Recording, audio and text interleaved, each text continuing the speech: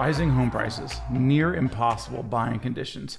Higher rates, is now the time for home buyers to stay on the sidelines and not buy? Stay tuned.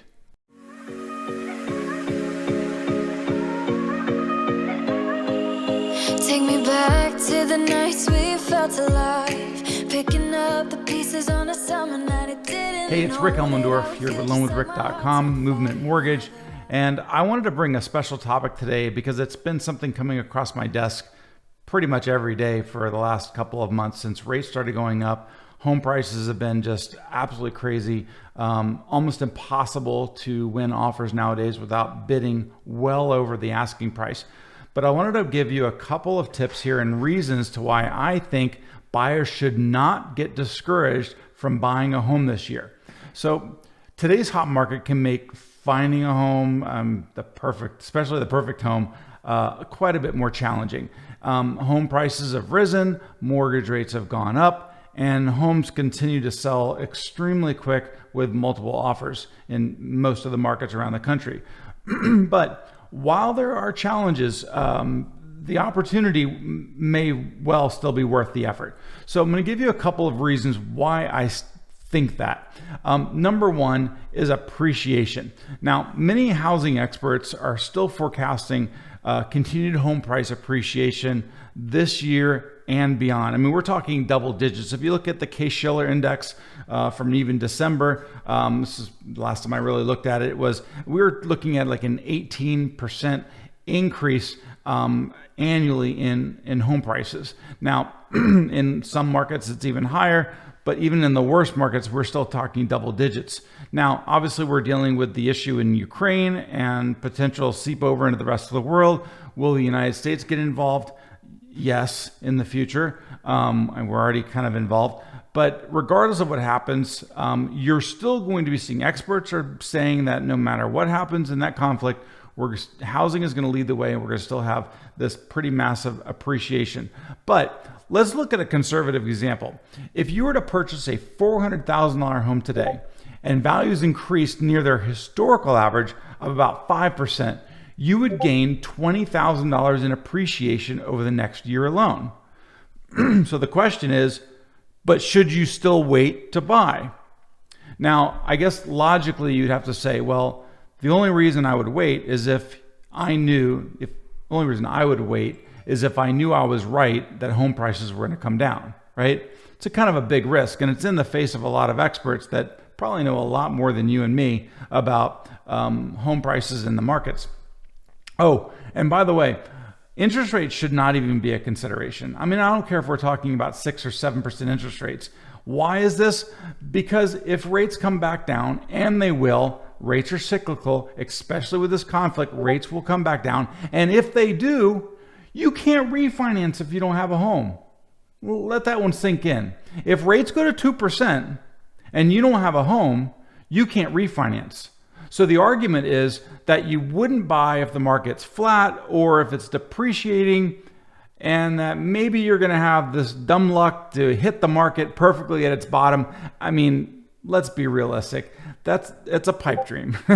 Most people aren't really that good. If one guy said, if you buy a house and you buy it for the yard, you buy it for where the kids can play, the school district, the location, the fancy deck in the back, you don't really buy it as an investment. If you end up making money on it, consider yourself lucky, not good. So in any event, but let's just discuss why else buying is now good. Well, I think you have to consider the alternative. Do you stay in the current home you're in? The one maybe you're busting at the seams in? Do you keep making that commute? Are you not going to cash in on the equity that you currently have after this huge increase in home values? Do you consider renting? Do you consider living with family? Okay, let's not talk about living with family. I've done it. I've been there, bought the t-shirt. And while I love my in-laws, no.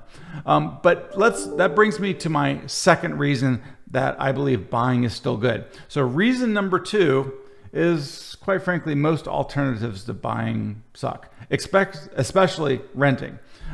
So you think home prices have gone up. Well, guess how much rents have gone up recently? Now, according to Realtor.com, the median rent went up $300 per month in 2021. Now, this is the median rents. Now, in sources like MBS Highway, they expect this trend to continue well into 2022 and beyond, albeit at a slightly lower pace. But if you are currently renting or considering renting, and while you may have a roof over your head, renting does not help you build wealth like homeownership does. So, for example, that extra $300 a month you're spending on rent, and based on current rates, that would be like having a $70,000 mortgage. I mean, meaning if you were to use that extra $300 a month to purchase a house, you would have an additional $70,000 in buying power you could put towards purchasing that home. Now, in this market, I know that may just be that bidding price or escalation that you're paying, but there's additional benefits. When you purchase a home, that property will continue to appreciate. Like I said in my first point, is that this helps you build wealth.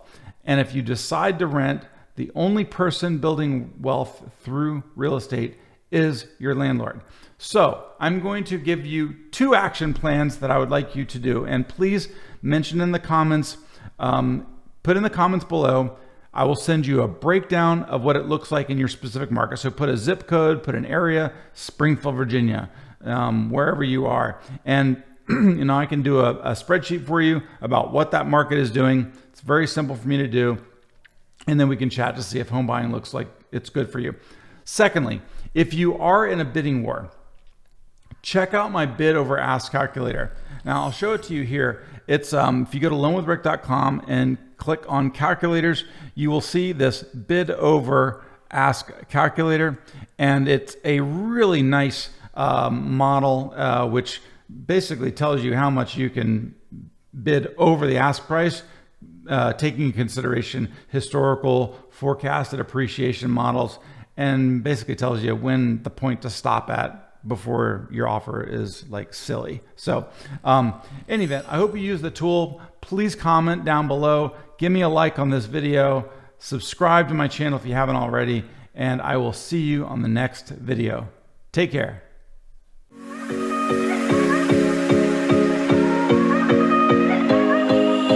Take me back to the nights we felt alive, picking up the pieces on a summer night. I didn't know that I would feel just like my heart's on fire whenever